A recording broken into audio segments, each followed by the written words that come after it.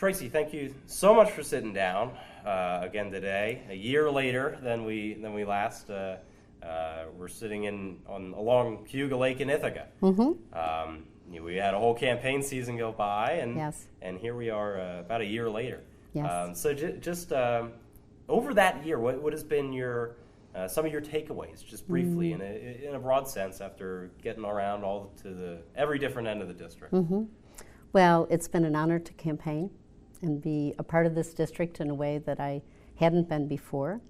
As you know, I grew up in Rochester, and I've lived in Binghamton and Endicott, Buffalo, Ithaca, Penn Yan. So I've had various experiences around this part of the state and this district, but obviously I have never had the opportunity to talk with people, listen to them, understand their concerns, meet people whom I would be very unlikely to meet in another circumstance, farmers, for example, Mennonites here in Yates County. So it's been an honor to be part of a process that is the definition of democracy. And now, in all those travels, what to you, of course, there are numerous issues going on the national level that have an effect right here in the district. What, if you had to pick one, what was either stuck out to you as one of the most poignant, or what took you by surprise in something that you maybe didn't have as much familiarity with a year ago? Well, the overall observation I've made, an impression that I've had, is the dedication of people to democracy. They still believe in it. They still believe it can work, but it takes participation, effort, commitment, and the people I've met have it. That has been absolutely the best part of the campaign. In terms of specific issues, I would say two. One is the uber issue of healthcare. The interesting feature about it is that it's not just one segment of people. It is everyone I have spoken to has prioritized healthcare. Whether it's a farmer, and one might have thought, at least I did before this campaign, that they would be less likely. And with the exception of the Mennonite and Amish communities, they are very likely, because one illness, one accident, and their already precarious finances are shot. So they prioritize healthcare just as much as many other people do around this district, whether it's a gas station attendant, a student, a young person trying to begin their career, and absolutely small business who, in my view, are unfairly saddled with the expenses of healthcare in a system that has been antiquated for some time in this country. They could be putting their money to more employees, more development of their business, more wages, better wages for their employees. So healthcare, number one. The more specific issue is the crisis that the small dairy farmers are experiencing right now. It's a very complex crisis, Vaughn. It has to do with complicated things like the value of the dollar and the supply of milk. So the value of the dollar right now is very high, which does not help with a commodity that is in oversupply right now. But the more specific issues are the ones that concern me, because they are the ones that Congress can address. First of all, I think we need hearings to understand how the cooperative Dairy Farmers of America is operating with the farmers, small dairy farmers in this district in particular. And we also need to have an understanding as to what the USDA plans to do with regard to this oversupply of milk in the country generally. In the 1980s, we had a similar situation, and the USDA was able to address it, including with programs where they bought farmers out. And it helped the economy, it helped the dairy industry, and it helped the farmers who were so adversely affected by so many of these other factors that are not in their control. And right now, our representative is not doing anything to help them. And one additional.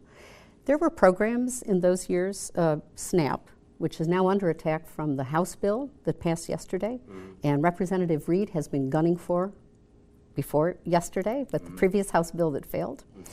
And there were programs where the oversupply of milk was allowed to work into block cheese, block butter, other milk products that could be given to people in the communities, and it was a community effort to do that. And that has been phased out by the USDA. Now, when you've got a district with 40% on average of students in free and reduced lunch, and you have an oversupply of a food that could be vital to their nutrition, there's something wrong with a Congress and a congressman that does not do what's already been done in this district to help. So do you think the solution for dairy farmers with low prices and restrictions on their supply is getting rid of or making changes to some of those regulations that may be barriers for them and options for them to sell their product? In a sentence. There are federal programs we've had in the past that have worked to help people in that circumstance, and neither our Congress nor our representative is doing anything to even revive previous programs that worked, much less think about new ones that we can implement. What do you think about a quota system like Europe has been considering? Yeah, Canada has a quota system also. I think it's one of the many things that we could and should be talking about. I think that the message right now is no one's talking about it. They're just letting these people suffer.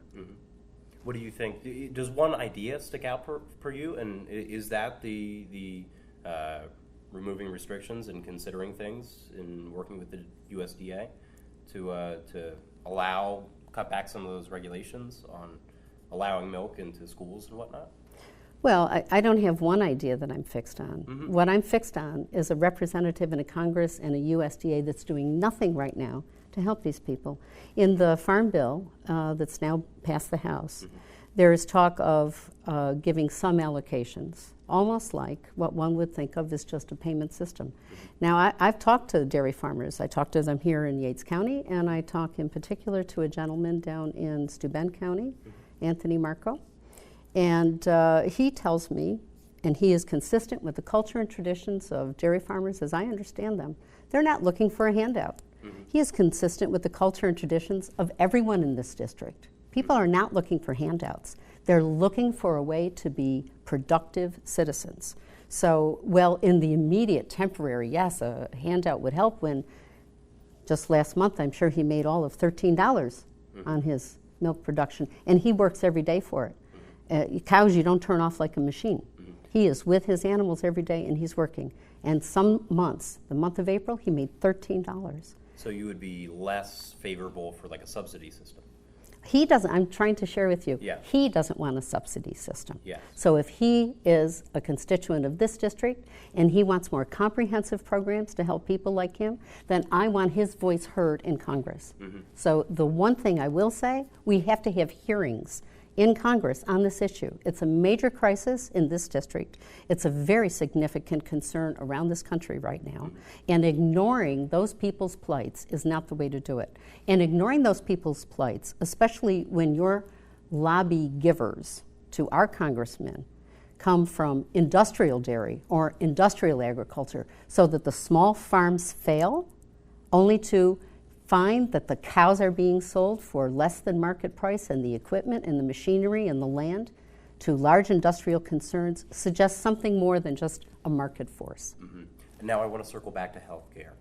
First, I want to address single payer, and then I do want to unpack some stuff with the ACA.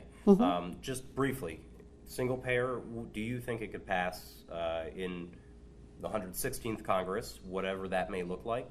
And are you in favor of that? I'm absolutely in favor of single payer. I'm in favor of, I guess, what people call generally Medicare for all. I do believe that the way it will pass is that which is better articulated in the Senate bill that Senator Sanders has proposed than in the House bill. Both of those are just on the record. That's the first way you get anything done in Congress, is to read something into the record. I think that the Senate bill is superior because it outlines an implementation plan. That implementation plan not only makes sense when you're trying to make a major shift in your government as well as in your economy, but also in alleviating people's fears that a radical shift, say turning on a light switch, one day we don't have it and the next day we do, would cause a spike in taxes. It'll never pass unless people have faith that it's going to be well done within the course of the economy It is not going to overly rock the boat of how the government operates, in other words, that it would be done successfully, and that it is not going to raise taxes significantly. Mm-hmm. And with the ACA, Republicans still trying to make moves to take away parts of the ACA. Mm-hmm. In your opinion, what needs to stay? Are there things that need to change, or should Congress not touch the ACA at all as it exists? Yeah, I really would prefer we make the shift to a single-payer system. Mm-hmm. I think we should focus on that. More than 50% of people now report in polls that they are open to or prepared or believe that we should have a single-payer system in the United States. And you see that across the district? Oh, yes. Mm-hmm. Well, sometimes, it's words can be their own issue. So if you talk about what functionally happens, that government is in control of processing the payments and being sure that people get a basic level of health care, yes, undoubtedly. I talk to Republicans and Democrats who think that's true. When you start putting some of the other tagline words to it, it becomes inflammatory. Okay. Or it can. Yes, yes. Okay, I wanted to switch to taxes. Sure. The president's tax plan, of course, did pass Congress, and we have a few months down the road where we're starting to see the effects of that. What has been the gist that you've been getting from constituents across the district? Have they seen benefits to it? Have they not? And do you think that those benefits, if they exist, will carry on to the long run? Well, I don't think that they'll carry on to the long run. We know they won't. This district is mostly working and middle-class people. And we know that it's the 1% that are on the so-called permanent tax cuts and working and middle-class people that are on the temporary ones. So we know that as just a matter of fact. I think for some people, those who may have been more inclined on the Republican line, let's say, were excited, or they were encouraged to be excited about the tax cuts. But I have felt a very rapid drop-off of that enthusiasm as they have seen how minor it is, and they have begun to contemplate some of the longer-term consequences. First of all, that the 1% gets the permanent, and theirs is going to phase out. But mostly, because most people are fiscal conservatives because they have to do their own family finance, they're concerned about that $1.5 trillion debt that's staring us in the face. At the same time, Vaughn, as we have had 50 years of this trickle-down economics that has given 40% of our national wealth to not just the 1%, the 0.01%, an extreme amount of wealth in a very small hands of a few people.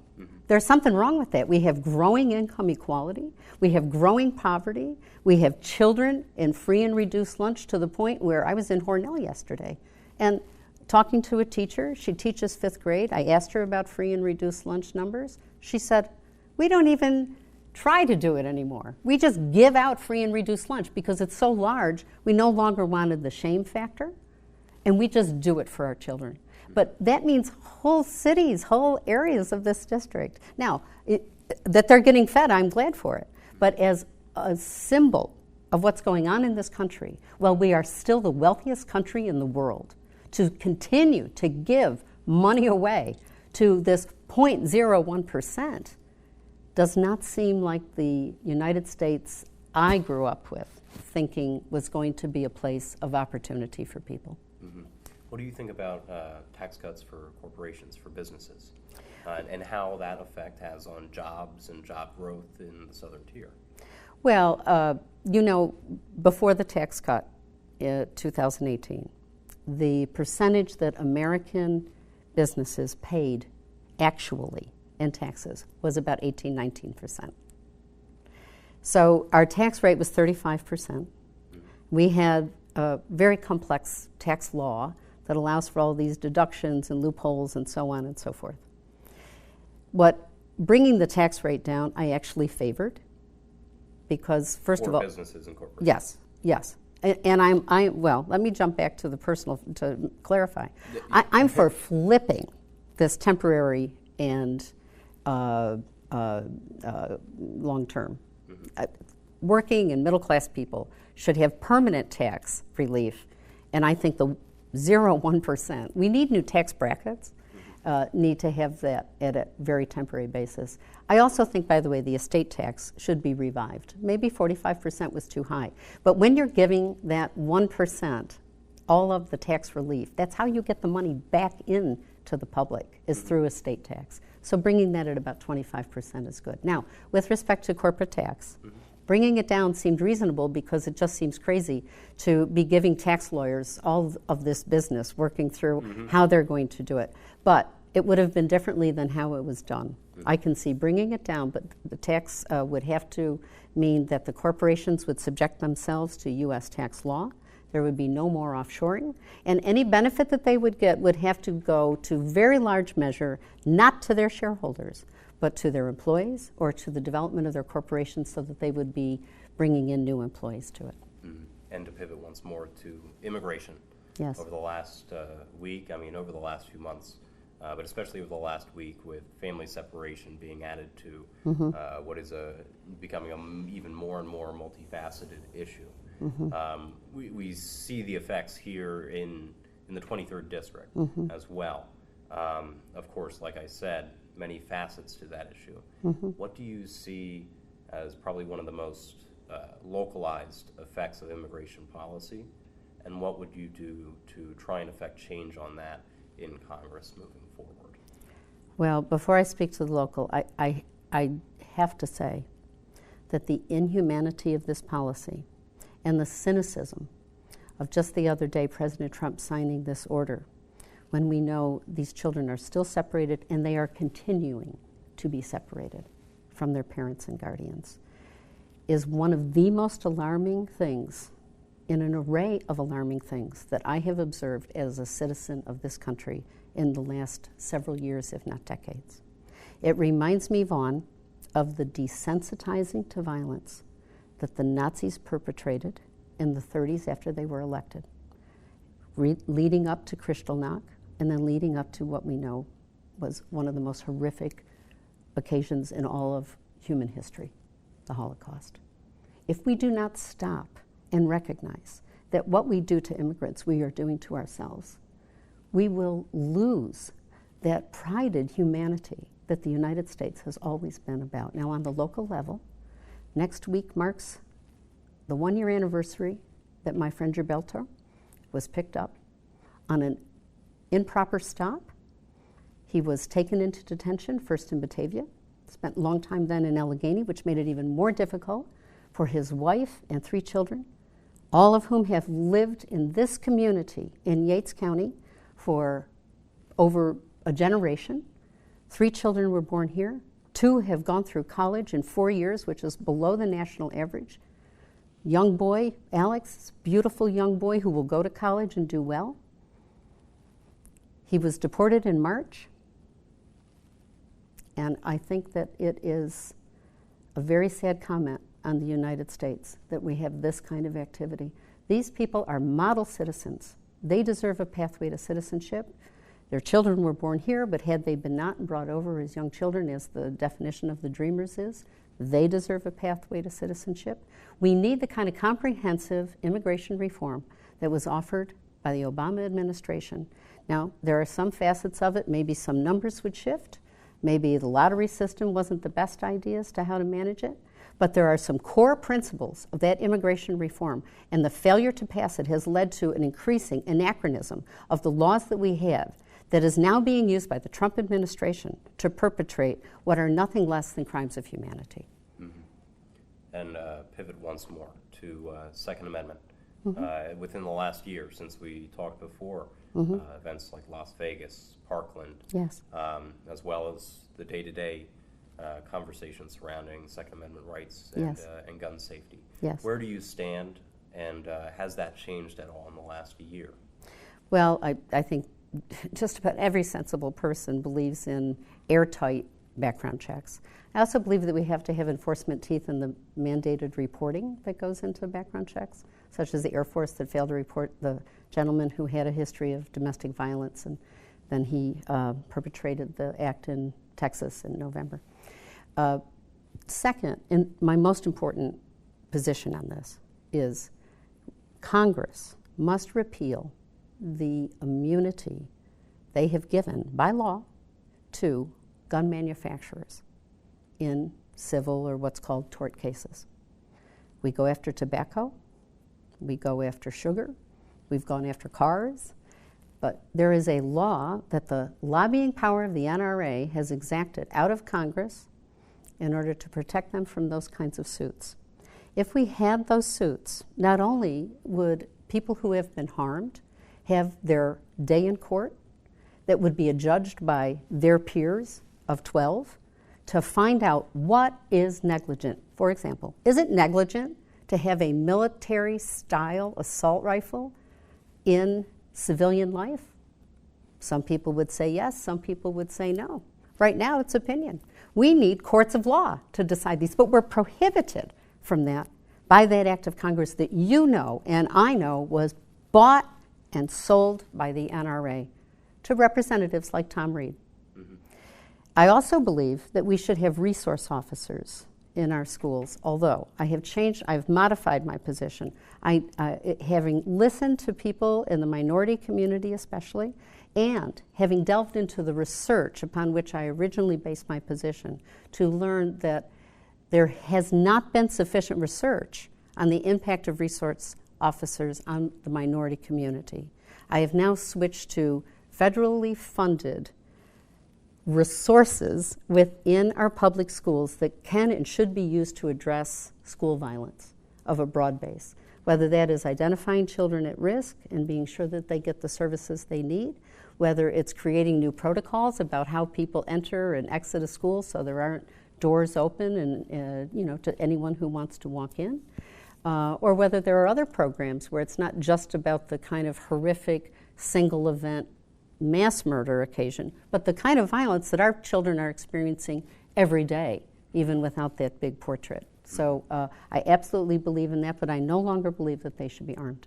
On the Second Amendment, are there any hard lines if, for example, two different parts of this discussion came to the table?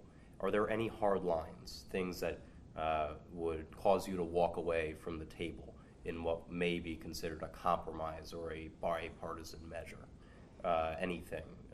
Well, like an I'm assault all rifle for ban as just an example of something. I am all for crossing the aisle. You know, when I worked at Cornell to develop the IT policy framework, which I created and facilitated into its development, I had to work with deans and vice presidents, all the constituents, faculty, students, staff. It's like making law, but in the context of a very large and important corporation. And in doing that, I have had vice presidents yelling at me. I have had business officers of college totally freaking out on me. So I'm not unaccustomed to very difficult negotiations, balancing interests, dealing with stakeholders. And I'm happy to do that across the board, even with extreme views. That's not the issue of reaching across. For me, the issue is that we don't have enough evidence that we otherwise would have and have had in other industries to figure out really where the keel goes to get it right. So it was through tort litigation that we get a lot of reform in this country. And that's why I am very emphatic that this is our path. Then we will have more evidence about what's negligent, what safety features, would waiting periods work, would a higher age work? Well, would a higher age work in New York but not in Alaska? In other words, we need evidence from all around the country about what's going to work before I think we can have the kind of conversations that we need in Congress to set the rules at the federal level.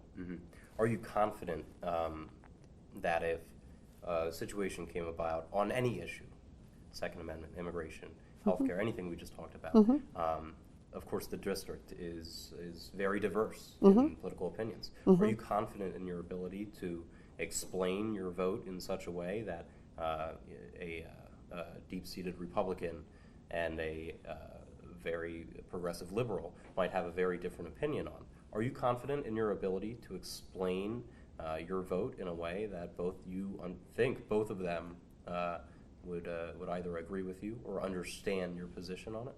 I've been teaching for 35 years. The answer to that question is yes. Okay. All right. I wanted to switch gears to some campaign issues that have come up. First of all, earlier this week, the Sunquist campaign made a release drawing to question things about your residency with an issue of a declaration of homestead in Massachusetts. I just wanted to give you the chance to explain that in a vocal setting. Great. You did release a press release on that, of course, yes. earlier this week. And I would guide people to it. Look, this was a very simple mistake. I received papers from an attorney whom I had not met but contracted with to do this transaction of an investment property that I had in Springfield that I also used when I was working in Massachusetts to lay my head down at night. By the way, it takes me less to get to where I was working in Massachusetts than it takes to get to parts of this district. This is a very large district, so Springfield is not. Be here. Yes, there you go. So at any rate, when they sent me the documents, have you ever bought or sold a house? No. Okay. Well, anyone who has knows there's a sheath of documents that you get. And I'm signing them and am told that this one document, the homestead document, is about asserting ownership and then saying whether you're married or not. The point being, you're not going to sell a house out from under a spouse who doesn't know about it. And so I went ahead and... That's what the attorney told you? Yeah. That you were working with? Yes. Okay. Yes. At no time did the attorney ask me, was this my primary residence or not? And so I asserted that I was the owner and I asserted that I was unmarried. In the document, it did have, down at the bottom of a paragraph, something about a primary residence. I never noticed it. As soon as it came up, it's already being fixed. I have always declared, at least within the last several years, 20 Chase Lane, Ithaca to be my primary residence. As I have made that clear, I kept that house because my younger son was still in college, and it was a promise to him that he would have his family home to come home to for holidays and so forth, to see his friends. And that is the only house I've ever declared in this time period that we're talking about to be my primary residence. But you also do own a residence in Penn Yan? Well, this year, in 2018, I will declare Penn Yan to be my primary residence because I anticipate, although we'll see with the campaign, but previous to the campaign, I had anticipated selling the house in Ithaca once my son graduated. He graduated in May, and he now has moved to Boston. So in 2018, Penn Yan, New York, will be my primary residence on my taxes. But you haven't sold the Ithaca home yet? No, I've got... Just clarifying.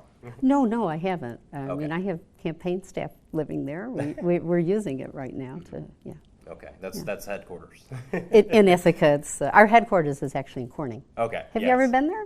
No. To our headquarters? You'll have to come not down visited. and see it. Yeah. It's on Market Street in Corning, right in the center. Beautiful place. All right. Another thing that was brought up earlier this week in some circles, an old Inside Higher Education blog post that you wrote from last year. A comment on the blog post that you made said you weren't, quote, super enthusiastic about abortion rights. Do I have that quote correct? I'd have to look back and see what I said the quote is. But what I was... to clarify what that means. Yes, of course. In the past, abortion has been the wedge issue in this country. Did you ever read the book, What's the Matter with Kansas? No. Okay. It's a demonstration about how wedge issues have been used to deflect conversations about some very basic economic issues. So when we're trying to understand why is it that people with very similar economic backgrounds, say working and middle class people, will vote very differently in terms of parties, to the effect that the Republican Party, with its emphasis on the very, very wealthy, don't seem to be helping those who are voting for them. It's usually been as a matter of wedge issues. I am for, and always have been, legal, medically safe, affordable, and available abortion. My comment was that the politics of this district is about those basic economic issues. It's about health care, education, infrastructure, conservation, attracting capital and new investments, moving towards the 21st century. Let's not be distracted by the wedge issues. All right. And I also wanted to touch on So you have secured the ballot line for the Working Families Party, correct? And you also are on the Women's Equality Party? Yes.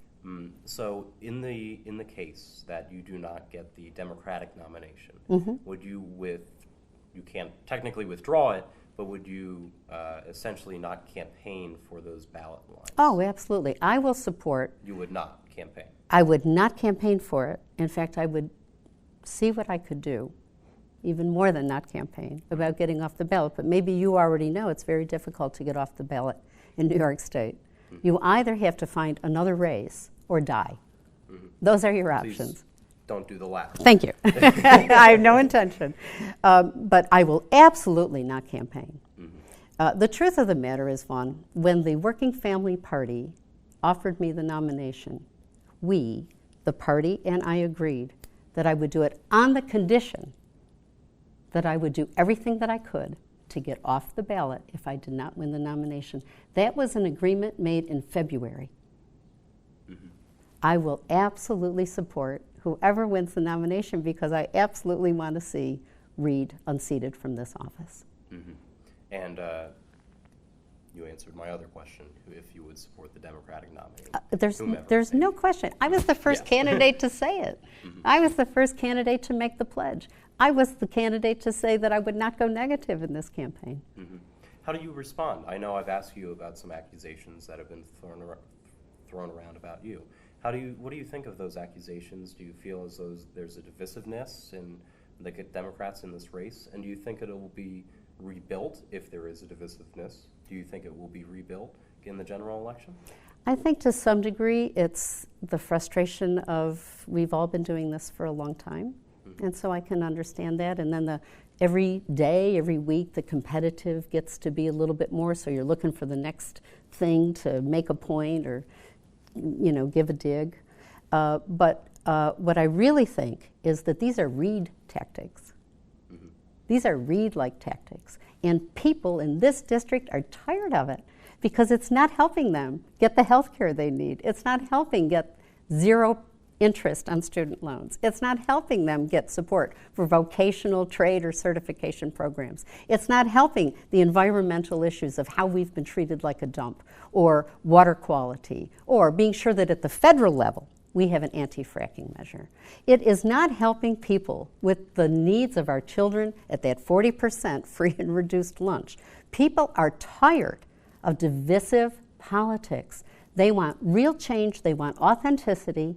They want someone who listens to them and can help. And as this farmer whom I mentioned before to you said to me, I chose to endorse you among the Democratic candidates because whether they cared or not, you were the only one who came back and said, I think in Congress we can do this, this, this, and for you.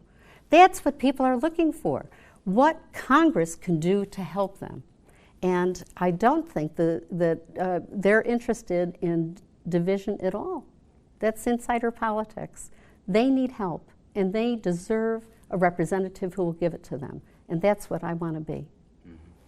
All right. Well, I think our time is up, but thank you so much again for taking time off of your last weekend out on the primary campaign trail to do the sit-down. And pleasure as always, and it's always been fun working with you You bet. as Same. well on the campaign trail. Great. Thank you.